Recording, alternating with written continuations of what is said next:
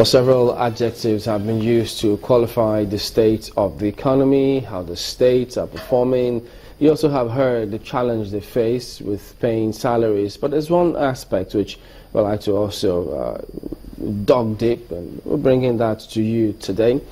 Well, we're joined by Babajide Ogunsanwo to shed some light on this one. It's about public officers, the pensions. Does it affect anything? We'll find out. Thank you for coming on this morning. Thank you. You've been looking into this as well. There's been several questions asked of. They speak about public officers, former public officers, those who came back from public office and back into different areas. What have you found? What did you look into? What did you see? We could look at it from two perspectives. The first is pensions, salaries. The second is, what is even the primary purpose of government? And that answer is answered in section 14 of the Constitution. It clearly states that the primary purpose of government lies in two things. What are these two things? First is security, and the second is the welfare of the people. Even though we're going to talk about pensions, salaries, public servants, public officers, we need to understand that since the government has been set up for security and for welfare, how are we doing regarding security and welfare? Just this year, the Federal Ministry of Health said there were 2.2 million children in the north that are affected by malnutrition.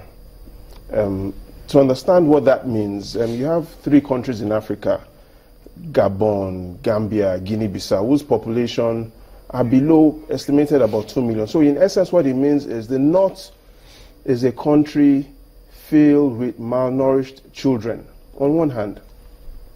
On the second hand is down south.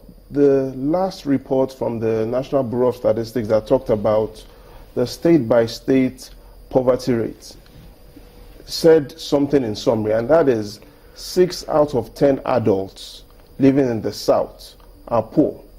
So we have in the north a country filled with malnourished children, and in the south another country filled with poor adults. How does this affect governance, pensions, and salaries? The Revenue Mobilization Team, Allocation and Fiscal Commission, tells us 4 things. The first is, what is the salary of the Nigerian president? 1.17 million naira per month, including allowances. What is the salary of the vice president, including allowances? 1 million. The Senate president, 724,000 naira. Any of the state governors, over 600,000 naira. And there's so much poverty and malnutrition in the land. That's what in the book you have in the books as their salaries. In the books as their salaries. But we know there are lots of allowances that even the Revenue Mobilization Team says that there are lots of allowances that a lot of public officers should not be getting. That is the challenge.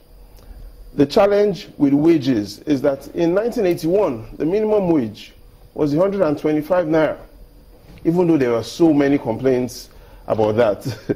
Now, if we look at the inflation between 81 and date, over 700%. So, using the 1981 standard, the minimum wage today should be a minimum of 41,000 naira. In 1981, the president then, Shehu Shagari's own salary was 30,000 naira per month. That is 30,000 naira. Today we have the annual salary and allowances for the president in excess of 14 million naira. Okay, we'll take it from there when we return. I will sink our teeth into some of those figures you see on the screen. Join us again.